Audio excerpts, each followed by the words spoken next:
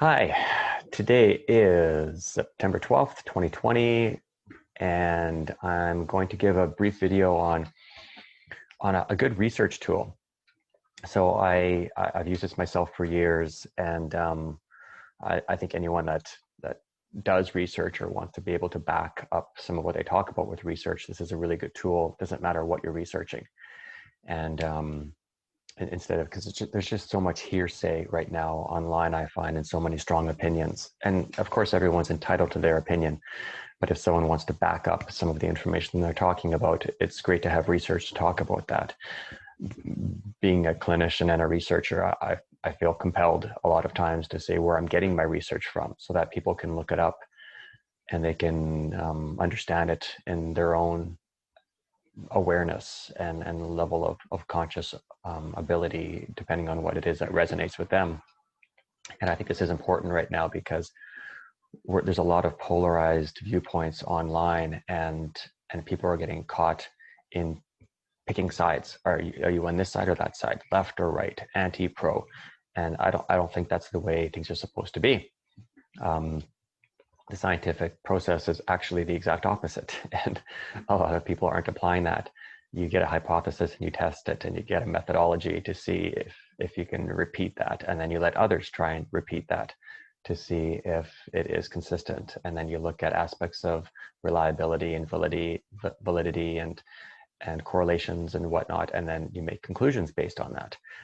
So here's an opportunity for people that are on the spiritual journey, looking at consciousness, looking at interesting topics that they might resonate with. That I'll give a resource here that you can search, a database you can search for some of this information that I believe is, in my humble opinion, one of, if not the best, database of information, of spiritual related information.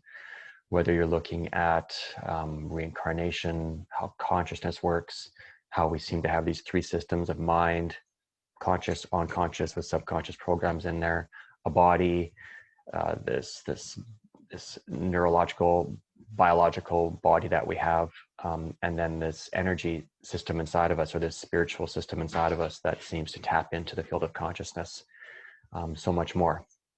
And it gets really deep and complex from there. But if anyone's interested in that stuff, if they're interested in anything from, do we have chakras and how do they work? Do chakras, is it just this kind of Reiki energy sort of perspective, or is there really some meat to that? I believe there is. It appears to align to the 7 different densities of light we can hold inside our bodies within the 7 different dimensions that we experience in physical form. And so I'll give you a database where you can search some of these things yourself, and you can make sense of it yourself and have some fun with it. So, and there's loads of free books and everything on here as well. So I'll share my screen with you. And here I use DuckDuckGo for a lot of my searches, because I think most people are aware that big business is running the world, and Google is just another big business. And so they're selectively editing what we get compared on, or correlated to, or calibrated to what our search criteria is, or possibly what they're feeding us for information, depending on the narrative that they're trying to steer. So I use DuckDuckGo a lot of times, but the search that we're going to do is actually using Google, because Google allows the search to take place. So if you type in advanced Google search, and even if you misspell it, it populates.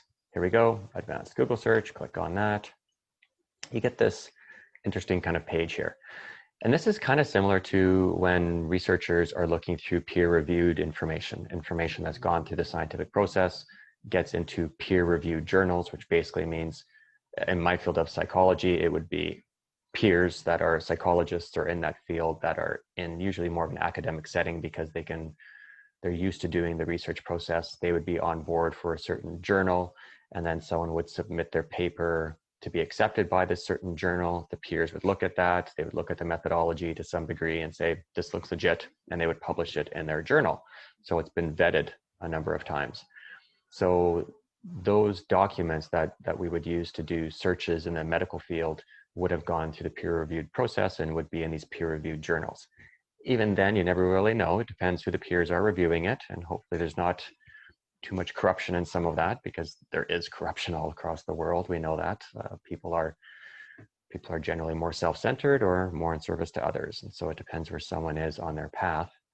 But let's assume that, and we'll put that aside. So what I'm going to show here is how to do an advanced Google search on that database, so that site I talked about. So let's say, I'll show how this works first. So the advanced Google page, all you need is really these first two ones here. You can use these other search criteria if you want.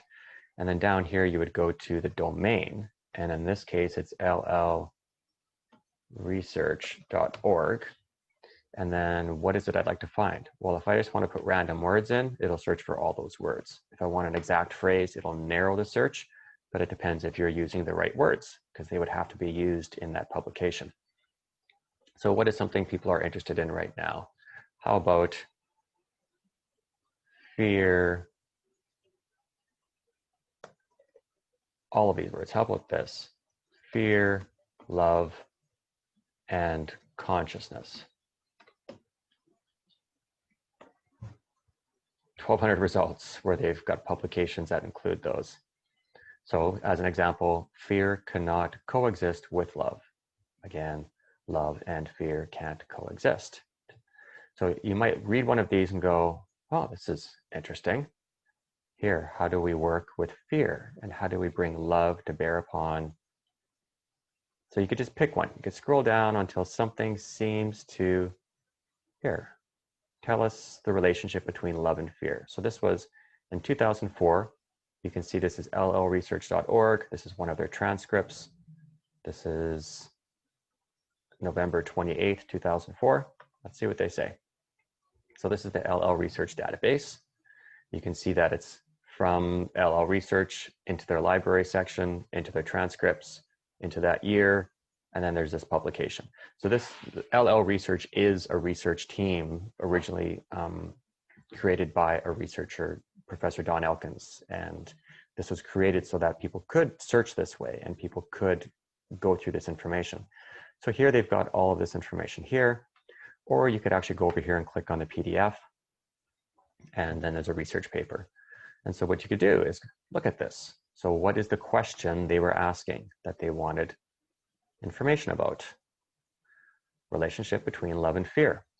And you can see Carla, this is channeled material, which to some is going to seem really strange, and only a handful of years ago seemed really strange to me too. But if you're open to that information, or if you're already experienced with it, in my humble opinion, as a researcher in this field and someone that practices and incorporates these techniques and counsels people for a living using these techniques, in my opinion, the LL Research database is by far the most internally consistent. And it's not just one person channeling these materials. There's many. So you'll see in here it changes. There's Carla again. But usually Jim or someone else will come in and the message just continues. There's always a group of people. There's always 3 or more people. You can see here, they go into questions. They let people start to ask questions. These people didn't give their name. It just went T, T2, and you can see what the questions are. And if you want, you can download this up here, save it to your computer, or if you're doing this on your phone, you can save it to your phone. And then what you can do is either read it. Myself, I find I'm too busy to read everything or print it off, and sometimes looking at screens is hard on my eyes. So what I'll do is save it and then email it to myself. Or if it's on my phone, I'll open it up on my phone, I'll save the PDF to my phone, and then I will use an app, Voice Dream Reader. I've tried a number of different apps, and I find Voice Dream Reader to be the best. It's $20, or it was when I got it. And this looks like it's here. And so you can get it at the App Store. I use it on an Android, so it's a little different. The settings are different. And so the great thing about it is you can open up Word documents, you can open up PDFs, and you can listen to them. So I'm a bit of a nerd that way. If I'll often, as I'm in the gym or going for a rollerblade or something, I'll put on some research like this and listen to it while I'm exercising or driving in my car, because I simply can't get enough. I've also got a 10-month-old baby, so life's pretty busy these days. But if this is of benefit, you can search that database. You can use Voice Dream Reader. I will say that, hopefully this can be seen on my phone, that if you open up Voice Dream Reader, and this will show some of the books I'm reading. So this is what it looks like. That book there, Handbook for a New Paradigm, is what I'm listening to right now. And you can see that there's different settings at the top. Now, what you would need to do is open it up and simply go into the settings part once you open up one of these. So if I open up that Handbook for the New Paradigm, it'll give a top heading like that. And you can see the one that looks like that circle with the lines on the outside. It looks like a speaker. You'll often have to go into that setting and then change it. So on the Android, I have the cadence down to 65 words per minute. And then I prefer to use the Great Britain. I have to scroll down a little bit. It's the GB voice. And so if I was to play it.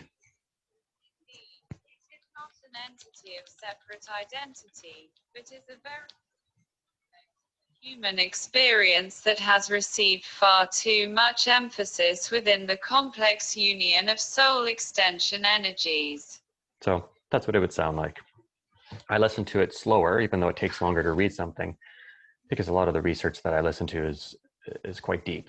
And so it takes time to listen to it, to contemplate, to make sense of it, and then continue with what the message is. A lot of times we, in my field of understanding consciousness, we have to almost de-wire some of the things we've learned over the years to sit in a place of openness and acceptance, and curiosity, and even playfulness. A lot of what meditation teachers teach. This is also why I meditate so much, is to be able to quiet my mind, to take in this information without these biases that I was taught. As a scientist, I have 3 university degrees. 2 of them are science degrees.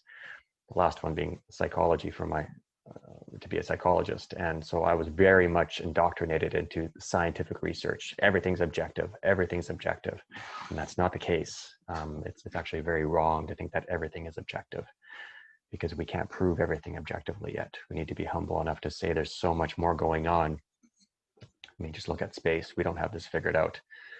So with this, I slow down the cadence when I'm listening to these deeper messages, and to allow some of those negative thoughts to pop up, those subconscious programs to go, oh, judgment. And then I can try and release that, or make a note of it, write it down later, and put that into a meditation or something else to work on that. So I hope that's beneficial. This is the Voice Dream Reader app. As I said, I believe it's $20.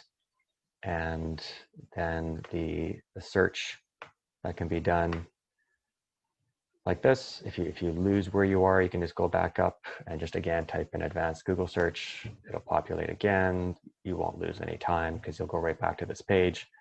Down here, type in LL research or whatever it is you're looking for. Depending on the website, it might not be organized the same way LL research is, because they were organized by a group of researchers to be able to have this search done. And you could search for whatever it is you want. Could be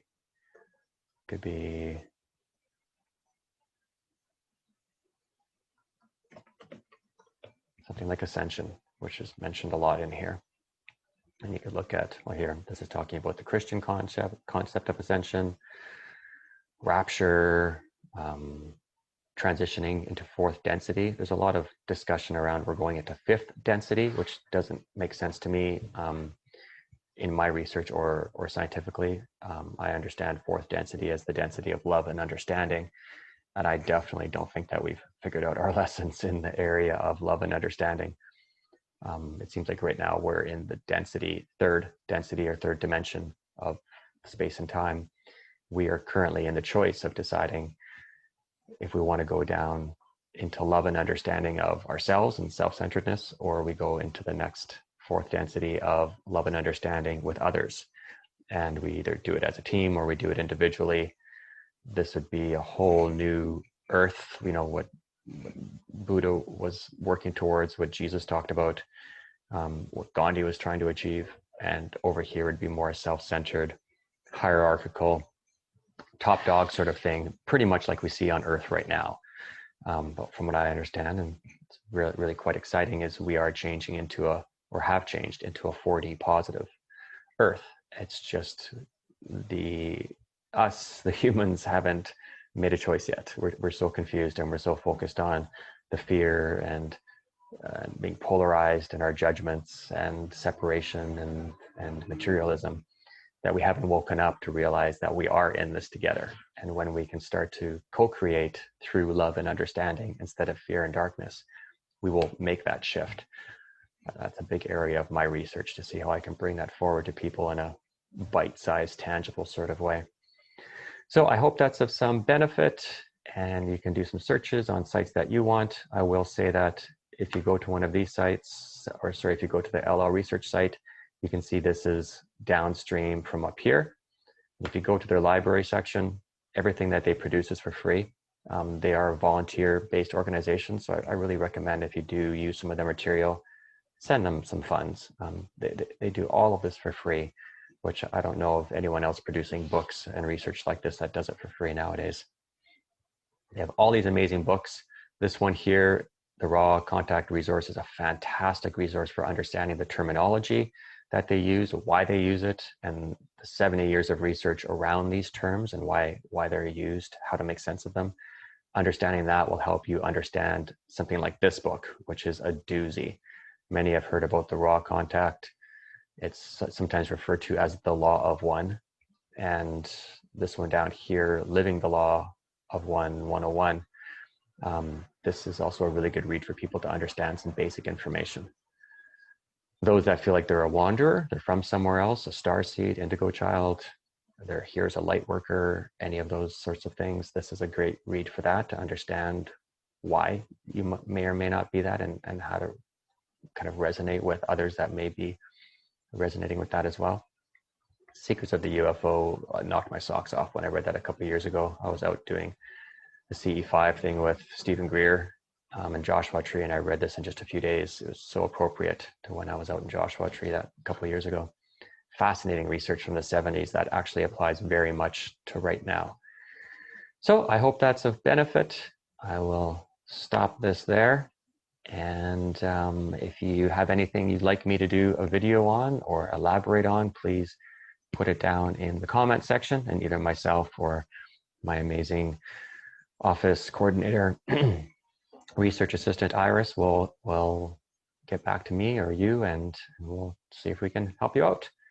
And I don't know if I mentioned that today is the 12th of September 2020, and keep seeking, keep being that lighthouse, and try and focus a little less each day. This is my little closing statement, I guess.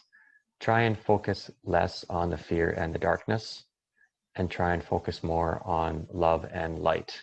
And if you don't see love and light, be the love and the light, because that energy inside of us and our thoughts create and manifest consciousness around us. Thoughts become things. Maybe I should do a video on that. Thoughts, there's no question. Thoughts become things. Nothing on this planet that's human made would have been made without a thought starting it.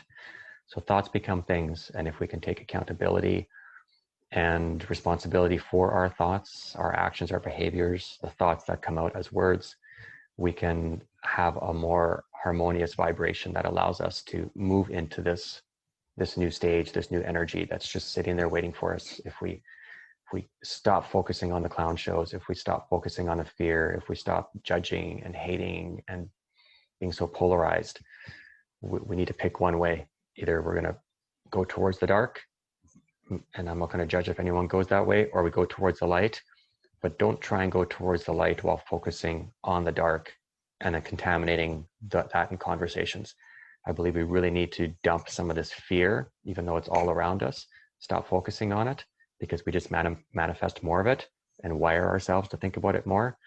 and focus more on how we can be the love and be the light. So be the love, be the light. If you don't see it, be it. Until next time, I'm Kyle.